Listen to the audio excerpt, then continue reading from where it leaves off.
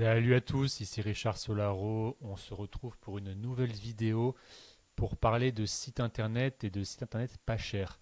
Alors c'est un sujet qui revient assez souvent dans le milieu, en tout cas à la fois dans ce que je peux entendre auprès de mes prospects, de ce qu'ils peuvent chercher éventuellement, à la fois aussi en termes d'expérience que je peux entendre ça et là de personnes qui ont de bonnes ou de mauvaises expériences, souvent mauvaises, on va pas se mentir, sur ce type de site web. Et l'idée, c'est que je vous fasse une vidéo pour vous expliquer un peu les avantages et les inconvénients de prendre ce genre de site pas cher. Alors les avantages, forcément, vous les connaissez, j'imagine, hein, c'est forcément lié au prix. Mais en fait, là où moi j'ai besoin de vous prévenir, c'est de faire attention à certaines choses que vous ne voyez pas forcément lorsque vous achetez, vous passez par un prestataire qui vous fait un site pas cher. C'est des choses que vous ne percevez pas forcément tout de suite, surtout vous ne connaissez pas trop. Donc vous ne savez pas d'ailleurs en fait ce qui implique le fait d'avoir un site pas cher. Donc après, si c'est votre choix, ben, vous le ferez quand même. Je ne serai pas là pour vous surveiller, mais en tout cas, je vais vous donner les clés pour comprendre les potentielles erreurs qu'il peut y avoir derrière à prendre ce genre de prestataire. Puis après, vous ferez votre choix en toute âme et conscience. Voilà. Donc, je vous fais une petite présentation. Voilà. Alors, est-ce qu'on peut le mettre en grand écran? Non, évidemment. Bon, c'est pas très grave. C'est pas très grave. La tentation du site pas cher, je sais qu'elle est forte. Elle est forte notamment quand on est en début d'activité, quand on commence et qu'on a forcément peu de trésorerie. On va avoir peut-être envie d'économiser cet argent-là, soit pour se rémunérer, soit peut-être pour investir sur d'autres choses, peut-être du matériel ou des choses qui sont vraiment capitales pour votre lancement. Peut-être que vous avez d'autres priorités. Du coup, vous mettez la communication au second plan. Donc, c'est ce que je disais. Par exemple, peut-être que vous avez besoin d'acheter un camion, du matériel. Peut-être que vous avez besoin de locaux. Peut-être que vous avez besoin d'un ou deux salariés dès le début. Donc, peut-être que justement, cet aspect communication passe au second plan dans un premier temps. Et malgré tout, peut-être que vous avez comme envie de vous lancer, d'être présent. Donc, vous vous dites que pour commencer, on va faire voilà, un site pas cher rapidement et on verra bien ce qu'il en est. Peut-être que voilà, vous voulez pas trop prendre la tête, vous voulez juste faire un site parce que d'autres personnes font des sites et que vos concurrents font des sites, donc il faut un site. Et par contre, voilà, vous n'avez pas spécialement l'intérêt ni l'envie de vraiment de faire un site, vous faites quand même parce qu'il faut le faire. Et du coup, vous dites, bon, bah, s'il faut le faire, autant que ce soit pas cher. Vous voulez peut-être éviter un risque financier, vous dire que bon, vous savez pas trop ce que ça va vous rapporter, donc dans le doute, faire quelque chose de pas très cher. Donc voilà, ça c'est, on va dire, les tentations, je les connais, je peux vous comprendre évidemment. Mais du coup, voilà, vous vous dirigez vers un prestataire low cost ou une agence qui peut potentiellement vous faire un prix. Donc, ça peut être des agences de com qui travaillent avec voilà, des petits clients et qui ont voilà, des fois des offres entre guillemets prévues pour ça. Donc, qu'est-ce que ça peut être ces prestataires? Ça peut être un étudiant ou un salarié qui veut arrondir un peu ses fins de mois, donc qui fait ça dans son temps libre. Ça peut être un prestataire en démarrage qui se lance et voilà, qui est peu expérimenté et donc qui n'ose pas forcément mettre le bon prix, le prix de marché. Ça peut être, comme je disais, une agence de com, mais qui par contre va être en mode usine, c'est-à-dire le but c'est de faire rentrer un maximum de sites, ils ne vont pas passer trop de temps dessus, le but c'est vraiment de générer du cash, plusieurs sites, voilà, de développer au maximum leur visibilité, donc quitte à aller assez vite. Ça peut être un proche, ça peut arriver aussi des fois des personnes qui connaissent quelqu'un qui connaît quelqu'un qui a proposé de le faire, qu'après avoir derrière la compétence, mais enfin, ça existe en tout cas. Et il peut y avoir des prestataires qui vont vous faire un site tout inclus avec soit votre logiciel de je ne sais quoi, de facturation, de paiement, de machin, de ci, de ça. Maintenant, de plus en plus de prestataires vous proposent des sites web en plus. Ça peut être voilà, Solocal par exemple, ça peut être votre CRM, ça peut être tout et n'importe quoi. Maintenant, les gens vous font des sites pas chers, voire gratuits, si vous prenez leurs services, leurs différents services. Donc voilà, c'est ce genre de prestataire que vous pouvez avoir quand vous cherchez un site pas cher. Alors du coup, quels sont les risques maintenant qu'on sait un petit peu, en fait, quels sont les potentiels clients, les potentiels en tout cas prestataires, pardon, quels sont les risques d'avoir un site pas cher? Il y en a plusieurs, il y a plusieurs risques, vous ne vous en rendez pas forcément compte, mais il y en a plusieurs. Déjà, il y a un risque de réputation. Le site, s'il n'est pas cher, en règle générale, c'est un site qui va être fait assez rapidement, donc qui va être impersonnel, c'est-à-dire que c'est un site qui aurait pu être fait pour n'importe quelle entreprise. Et c'est dommage parce que votre entreprise, elle est unique, même si vous faites un métier qui est souvent, voilà, on va dire, où il y a beaucoup de concurrence. Et ben, malgré tout, vous avez votre manière de faire, vous avez votre méthode, vous avez vos hommes, vous avez, quand je dis homme, c'est homme avec un grand H évidemment. Vous avez votre valeur et en fait, ben, avec un site qui est fait vite, vous ne pouvez pas le montrer, ça c'est pas possible. La personne ne prend pas le temps de discuter avec vous, elle prend pas le temps de réfléchir à la stratégie, elle prend pas le temps de réfléchir à la structure du site. Donc le site, forcément, c'est un site qui, la plupart du temps, sera pompé d'un autre site qui a déjà été fait. L'autre risque, c'est que, bah, en fait, non, le site n'a pas été pompé. Par contre, le site est fait un peu à l'arrache, en mode amateur. Et donc ça, forcément, après, dans les deux cas, c'est un site qui ne va pas transformer parce que les gens vont avoir pas confiance. C'est quand même des gens qui vont vous confier leur argent, des fois beaucoup plus que ça. Ça peut être des fois pour de la rénovation, par exemple dans le BTP, ça peut être, ben, il va vous confier son bien, ou alors si c'est une entreprise et qui cherche un comptable, il va vous confier ses bilans et tout ce qui va derrière en fait en termes d'URSSAF, en termes de déclaration. Donc en fait c'est lourd et il a besoin de se rassurer. Et si votre site il a un aspect amateur, qu'il a l'air un peu, voilà, il a l'air fait un petit peu rapidement et on n'a pas trop confiance, mais ils ne seront pas avec vous, ils ne vous contacteront pas.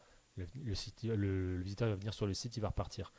Si le site est impersonnel, ben en fait, qu'est-ce qui vous différencie des 10-15 autres personnes qu'il a pu voir sur Internet, sur les fiches Google? Ben, pas grand-chose, donc pourquoi vous contacterez-vous en priorité?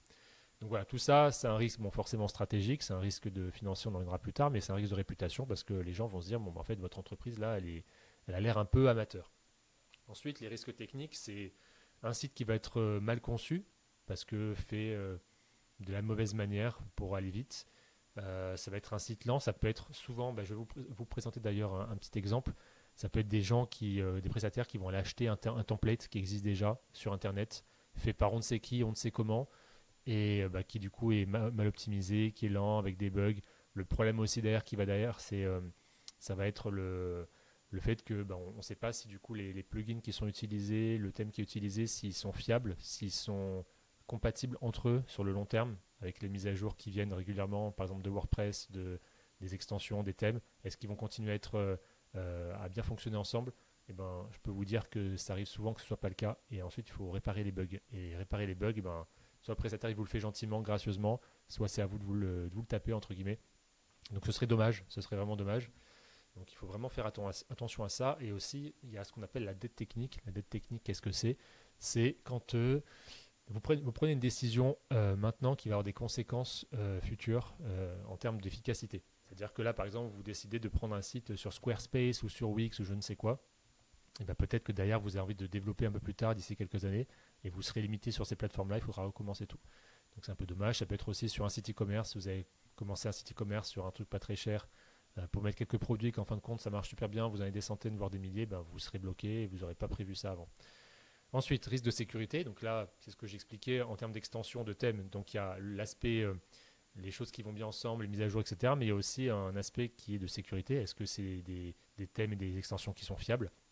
Est-ce qu'il n'y a pas des risques derrière que des personnes, des pirates, des hackers viennent par le biais de ces plugins-là ben, rentrer sur votre site et ça peut faire de lourdes, ça peut avoir de lourdes conséquences. Ensuite, ben, pas de protection envers ces hackers-là, justement. Il y a des choses qui se mettent en place une fois quand on est professionnel, il y a des choses qui se mettent en place.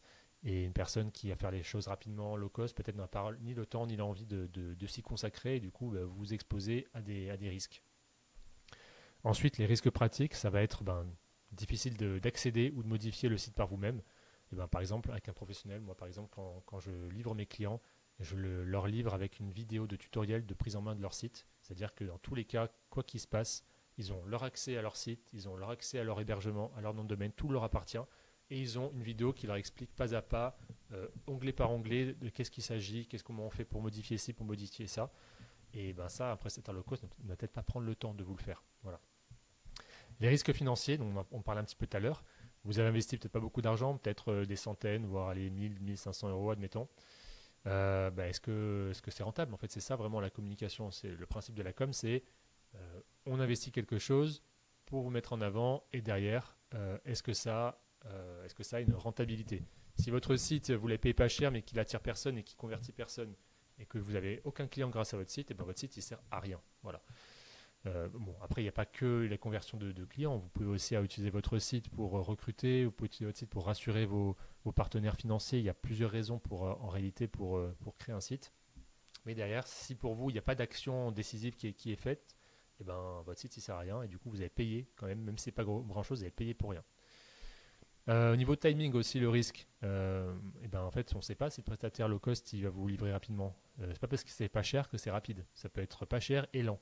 Et si c'est lent, ben, en fait, tout le temps que vous passez derrière à essayer d'attendre votre site et essayer de faire en sorte qu'il sort rapidement, eh ben, c'est l'occasion de louper des opportunités, des personnes qui peut-être vous cherchent et qui vont finalement aller voir le concurrent. Ensuite, en termes juridiques, est-ce que votre site il est conforme à la loi? Je vois beaucoup de sites quand je fais un peu de prospection, quand je regarde un petit peu les différentes personnes avec qui je discute. Je vois un peu le site et on ne voit pas de mention légale, on ne voit pas de politique de confidentialité. Ou alors il y en a, mais elles sont copiées-collées de sites un peu bizarres, donc du coup, c'est pas tout à fait au clair. Au niveau RGPD, il y a des dingueries qui se passent, donc en fait, si vous faites d'ailleurs contrôler par la CNIL, vous prenez des amendes. C'est des amendes qui déconnent pas, hein. Je crois que c'est 10% du montant du chiffre d'affaires. Donc quand vous faites contrôler, c'est pas, ça fait mal, voilà. Et c'est pas que les plus grosses entreprises qui ont ça, ça peut arriver aux petits aussi. Et enfin, ben, un risque de déception. Si le site vous plaît pas, qu'est-ce qui va se passer? Est-ce que derrière il va le recommencer? Je ne pense pas. Si c'est un site low cost, ben forcément, ils n'ont pas envie de perdre du temps dessus. Ils veulent faire ça le plus rapidement possible. Est-ce que derrière ils vont vous refaire le site? Je ne pense pas. Est-ce qu'ils vont prendre le temps de le faire? Est-ce que déjà en amont ils ont pris le temps de regarder un petit peu ce que vous aimez en termes de site, de vous montrer des exemples, de vous montrer des inspirations comme moi je peux faire par exemple avec mes clients avant de commencer quoi que ce soit? C'est pas certain. Voilà. Donc là c'est un peu la surprise, c'est pile ou face quoi. Et là, justement, je vais vous montrer un exemple d'une cliente qui était passée par un prestataire pas cher avant de passer par moi. Et je vais vous montrer du coup à quoi ressemblait son site avant. Donc voilà son site. Je ne sais pas ce que vous en pensez. Personnellement, je trouve que ça ne fait pas professionnel du tout. Le site, bah voilà, ne correspond pas du tout à sa charte graphique. C'est pas clair. Ça fait l'aspect fait amateur. Et donc du coup, bah, moi, j'ai pas envie de donner de l'argent, d'aller voir une personne qui a un site un peu comme ça. En fait, finalement, ça lui dessert plus qu'autre chose. Donc cette personne-là, elle a voulu passer par un prestataire pas cher. Ce prestataire lui a pris tout son CPF. Donc en plus, ça lui a coûté quand même pas mal d'argent malgré tout. C'était pas si pas cher que ça en fin de compte, mais le prestataire était low cost.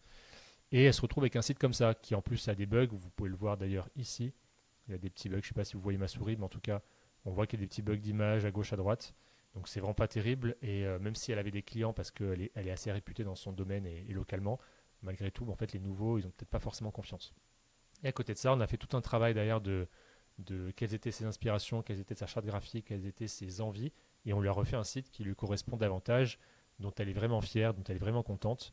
Et c'est un site qui transforme voilà, les visiteurs. Elle a souvent des contacts grâce à son site web. Donc voilà, c'est un peu un exemple rapide. Et ben, du coup, le problème de ça, c'est que elle a dépensé plusieurs milliers d'euros déjà pour son premier site qui lui plaît pas. Ensuite, elle a dépensé plusieurs milliers d'euros pour refaire son site avec moi. Donc en fin de compte, qu'est-ce qu'elle a fait? Elle a perdu du temps, elle a perdu de l'énergie pour le premier site qui finalement ne sert pas à grand chose. Ensuite, elle a perdu forcément un petit peu de temps et d'énergie à refaire l'autre site, mais même si moi j'ai quand même pris on va dire, beaucoup d'autonomie pour le faire, malgré tout je l'ai quand même sollicité, on a discuté pour créer son contenu, pour rédiger. D'ailleurs je lui ai fait une interview journalistique. Et donc du coup en fait c'est du temps perdu, de l'énergie, ça peut être derrière des potentiels prospects qu'elle ne retrouvera pas. Donc c'est dommage. Et bon, là, on a rattrapé le coup, mais combien d'entreprises sont dans ces circonstances-là et ne font pas les choses derrière? Il y en a pas mal, d'après ce que je peux voir sur Internet. Conclusion, du coup, de tout ce qu'on vient de se dire. Si vous êtes trop short au niveau de votre budget, si vous commencez et que vous n'avez pas de trésorerie, moi, ce que je recommande toujours à mes prospects, c'est attendez encore un petit peu avant d'avoir la somme. Continuez d'engranger de l'expérience, d'engranger de nouveaux clients, mettez un peu d'argent de côté, quitte à faire après peut-être un emprunt éventuellement si besoin. Mais dans tous les cas, si vous êtes trop short, ne le faites pas. En fait, préférez attendre, préférez mettre l'argent peut-être éventuellement ailleurs si vraiment c'est pas la priorité. Et quand vous êtes un peu plus solide, quand vous êtes un peu plus confiant, et ben vous revenez en fait vers le prestataire, un bon prestataire pour le coup, qui saura vraiment vous faire quelque chose qui est sur mesure, qui est adapté à votre besoin et qui va fonctionner. Ça sert à rien d'avoir un site pas cher si d'ailleurs il vous dessert. Voilà, c'est vraiment dommage pour vous. Si vous êtes pressé, eh ben, choisissez un prestataire fiable et rapide. Pas un proche, pas un débutant, parce qu'en général, c'est justement l'inverse. C'est les proches ou les débutants vont faire des choses assez longues. Et donc, du coup, ben, vous perdez du temps, des opportunités. Donc, si vous êtes pressé, justement, payez quelqu'un qui est efficace et qui pourra rapidement vous mettre votre site en ligne.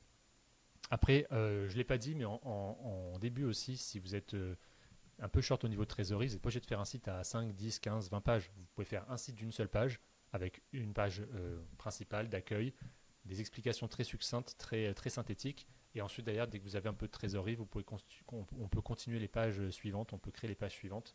Mais rien qu'avoir une page déjà, une belle page bien faite, ça va vous permettre on va dire d'amener de la confiance chez les gens qui vont vous chercher. Donc ça peut être des gens qui vous cherchent sur Google, avec votre fiche Google, sur vos réseaux sociaux. Ça peut être des gens qui ont entendu parler de vous, qui veulent vérifier, peut-être par un proche, par du bouche-oreille. Ça peut être des personnes que vous avez démarchées, ça peut être des personnes que vous avez rencontrées pendant des salons, pendant des réunions de business. Donc ces personnes-là, elles vont aller se rassurer sur votre site avant de vous contacter. Voilà, si vous n'avez pas autre chose à penser pour l'instant, ben, vous gérez vos priorités d'abord. Mais alors, le petit détail, ne tardez pas trop, parce que plus vous tardez, et forcément, plus d'ailleurs vous perdez des opportunités, plus vous laissez vos concurrents prendre de la place sur Internet. Donc voilà, faites vos priorités, mais la communication, c'est quand même, ça fait partie de vos priorités quand même. Pas tout de suite forcément, si d'ailleurs vous avez besoin voilà, de matériel, vous avez besoin de travailler rapidement avec des outillages, etc. Par exemple, si vous êtes dans le BTP notamment. Mais dans tous les cas, ne tardez pas trop, faites au moins une fiche Google, faites au moins voilà, une page de réseaux sociaux pour montrer éventuellement des réalisations. Mais le site web doit venir assez rapidement et en plus, il va vous aider d'ailleurs si en tout cas le prestataire vous accompagne comme ça au niveau stratégique, et c'est important de le faire pour avoir un site sur mesure, il va vous permettre aussi de réfléchir vous d'ailleurs à votre manière de gérer votre business, à votre cible idéale, comment vous allez vous adresser à votre cible. Et ce site-là, en fait, il va vous servir de support 24 heures sur 24, 7 jours sur 7 pour discuter, voilà, pour parler de votre entreprise. Et c'est assez facile, il y a juste à mettre sur la carte de visite, il y a juste à en discuter, juste à envoyer un lien, c'est beaucoup plus facile. Surtout si derrière vous n'êtes pas vraiment un expert en commercial et en communication, ben vous avez le site qui le fait pour vous, c'est encore plus simple, quoi. Voilà, si vous pensez que le site, ça ne sert pas à grand chose, c'est pas si grave que ça d'avoir un site un peu à l'arrache. Alors je pense pas, si vous avez regardé cette vidéo, si vous en êtes jusqu'ici, c'est que je pense que vous êtes intéressé sur le fait qu'un site est important, malgré tout. Moi je vous dis attention à votre réputation, hein, encore une fois. Si on revient ici, bah, c'est pas forcément la même comment dire, énergie, en tout cas la même image que vous renvoyez en fait avec ça ou avec ça, je trouve en tout cas. Euh, et enfin, si vous voulez vous lancer et puis d'abord voilà, faire un truc un peu à l'arrache et puis voir ensuite, ben attention parce que du coup ça va être une perte de temps, d'argent et d'énergie comme je disais avant. C'est bien beau de se lancer comme ça, mais si derrière ça vous dessert, ça ne sert pas à grand chose. Autant faire quelque chose proprement, correctement, carré.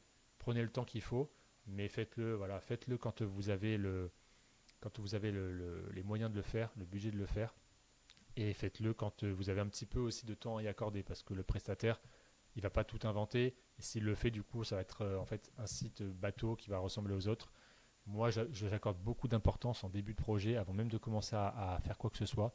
J'accorde beaucoup d'importance à déjà parler avec le client, comprendre exactement ce dont il a besoin, c'est quoi ses objectifs business, c'est quoi sa cible, c'est quoi le besoin de la cible, c'est quoi la problématique, c'est qu'est-ce qu'elle veut entendre, qu'est-ce qu'elle veut voir sur un site internet d'une personne, enfin, d'une entreprise sur laquelle avec laquelle elle voudrait travailler, qu'est-ce qu'elle cherche exactement. Elle cherche à se rassurer, elle cherche des réalisations, elle cherche ce genre de choses, comment on va lui présenter les choses.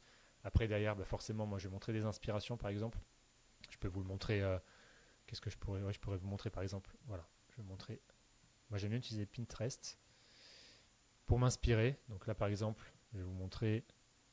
Voilà, si par exemple je vais montrer un peu à. Voilà, j'ai une entreprise de jardinier paysagiste avec qui j'ai fait un devis récemment. Et avant de commencer quoi que ce soit, je leur ai montré des exemples. Voilà, donc après évidemment, on va pas les copier, mais par contre, c'est des exemples, des inspirations. Comme ça, la personne me dit, ah voilà, moi j'aime plutôt ça, j'aime pas beaucoup ça, j'aime bien cette partie-là. Et en fait, on va aller chercher un petit peu les choses qu'ils aiment bien. Moi d'ailleurs, on va faire un petit mix avec ce qui marche bien au niveau marketing, ce qui marche bien aussi, moi, de ce que j'ai pu percevoir dans ma carrière. Et on fait un mix, voilà, et ça fait quelque chose de sur mesure et de propre. Donc ça, vous voyez, c'est c'est quelque chose qui prend un peu de temps et quand on fait du low cost, on ne va pas faire ça. Ce qu'on va faire, c'est, je vais vous le montrer d'ailleurs, on va aller sur des sites un peu comme ça, on va prendre un thème déjà tout fait et on va juste remplacer les images. Donc là, je voulais vous montrer justement, je voulais vous montrer un exemple. Donc là, quand je prospectais, j'ai vu ce site-là. Donc là, voilà, c'est une entreprise de plomberie qui est à Antibes, là où je suis situé. Donc ce site-là, bon, il vaut ce qu'il vaut. Vous vous ferez votre propre opinion. Ce qui est intéressant, c'est que quand on va un petit peu chercher, on se rend compte que finalement, c'est un site qui existe déjà. C'est un site, voilà, si on regarde comme ça, on voit les petits carrés par exemple qui sont ici. On voit que le menu, il est similaire ici. Ils ont juste changé les images, le texte. Donc en fait, on avait quelque chose qui était assez propre en fin de compte au début, avec un thème qui était assez beau, assez élégant. Voilà. Et qu'est-ce que c'est devenu? C'est devenu finalement ce truc-là, qui est, je pense, en tout cas, vous ferez votre opinion encore une fois, qui est un peu moins élégant. Et voilà, ça c'est typiquement ce que va faire une personne qui va vous faire du low cost. Il va vous reprendre, il va prendre un site qui existe déjà, il va vous le copier-coller. On ne sait pas comment il a été fait, on ne connaît pas les. Je ne suis pas allé voir, je peux aller voir rapidement, mais globalement, il faudrait aller voir plus en profondeur. Je ne sais pas ce que ça vaut, je ne sais pas comment ça va évoluer. Je crois d'ailleurs qu'il a commencé à avoir des petits bugs. Voilà, vous voyez, il y a des petites images par-ci par-là qui commencent un peu à déconner. Donc c'est voilà, c'est un risque. Et en fait, bah, on se rend compte qu'il y a 791 ventes qui ont été faites sur ce site. Donc c'est-à-dire qu'il y a à peu près 800 personnes qui ont le même site que ce client-là. Et donc bah, je trouve ça dommage. Je trouve ça dommage parce que quand on fait de la communication, on essaie de se démarquer, on n'essaie pas de faire la même chose que les autres. Donc après, on peut s'inspirer un petit peu. Mais bon, là, en plus, c'est dommage parce que le site de base est très joli et ils ont fait quelque chose d'un peu moins. Voilà. Après, je ne veux pas cracher évidemment sur cette entreprise ni sur le prestataire qui l'a fait. Mais il y a des signaux, on va dire, qui ne trompent pas. Ce qui est intéressant, c'est d'aller voir un peu les sites web des personnes qui vous proposent de vous faire des sites pas chers et de voir un petit peu si le site est fiable, si les réalisations vous ont plu. Ça, c'est un truc important aussi, aller voir les réalisations des personnes avec qui vous travaillez.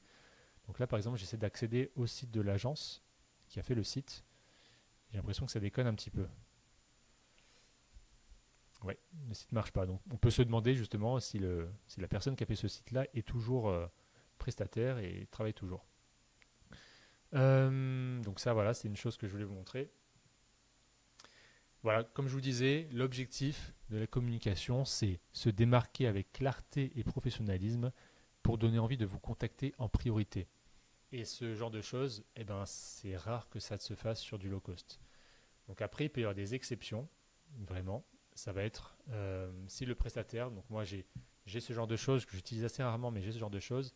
J'ai des sites, on va dire que j'ai conçu des sites templates où je sais que, comme je les crée de zéro, je sais qu'il ne va pas y avoir de problématiques liées à de la mise à jour, à de la sécurité, à ce genre de choses. Donc après, évidemment, la customisation ne se fera pas aussi bien qu'un site sur mesure. Mais vraiment, si vous devez choisir un site pas très cher, à la limite, faites plutôt ça. Allez voir un prestataire et demandez-lui si c'est lui qui a créé le template. Là, par exemple, je vais vous montrer, un site que j'ai fait, voilà, qu'on peut appeler ça de template. Où moi, je l'ai créé de zéro. Et en fait, je peux le proposer éventuellement à des thérapeutes qui n'ont pas forcément beaucoup d'argent pour commencer. C'est un site d'une page. Mais c'est un site qui est propre, qui fait l'affaire.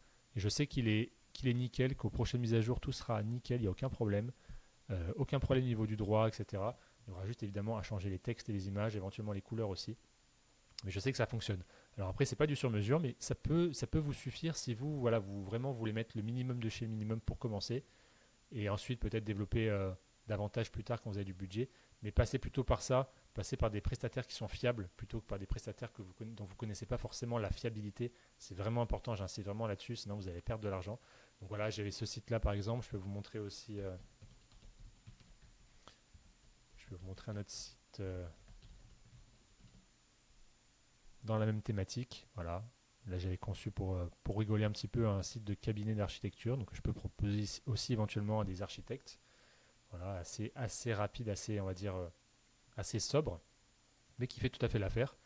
Donc encore une fois, après, on peut modifier les images, le texte, etc. C'est pas du sur-mesure, ça peut correspondre des fois à certains besoins, mais c'est pas du low-cost dans le sens où c'est pas un truc que je suis allé acheter ou je ne sais pas comment ça fonctionne. Là, je sais que ça fonctionne très bien. Voilà, il y a des études de cas en plus. J'ai fait en sorte qu'il puisse y avoir des études de cas. Quand on clique dessus, hop, on arrive sur l'étude de cas en question. On peut expliquer les choses, etc., etc. Bon voilà, je vais pas passer 30 ans là-dessus. C'est juste pour vous montrer que il y a quand même, on va dire, une possibilité. Il y a quand même une possibilité de faire du site pas trop cher sans trop vous ruiner. Mais encore une fois, il faut vraiment faire attention aux prestataires que vous allez choisir parce que ça aura une incidence sur plein de choses, comme on l'a pu voir avant, hein. Ça a énormément d'incidence, on ne s'en rend pas forcément compte. Donc, un site qui est pas cher, pourquoi pas, je dis pas oui, je dis pourquoi pas, mais faire attention. Voilà. C'est tout ce que j'avais à vous dire pour ça. Ben, n'hésitez pas à me dire en commentaire ce que vous en pensez. Si vous avez des questions supplémentaires, des choses donc, que je n'ai pas évoquées forcément dans cette vidéo. Si vous êtes d'accord, vous n'êtes pas d'accord, c'est très bien. Les commentaires sont faits pour ça, pour échanger aussi. Et puis si, voilà, à tout hasard, vous souhaitez passer par un prestataire pour faire votre site web, ben, ce sera avec grand plaisir. Vous trouverez mes coordonnées dans la description et on pourra prendre un rendez-vous pour en discuter. Voilà. Je vous laisse. Très bonne journée à vous. À bientôt. Au revoir.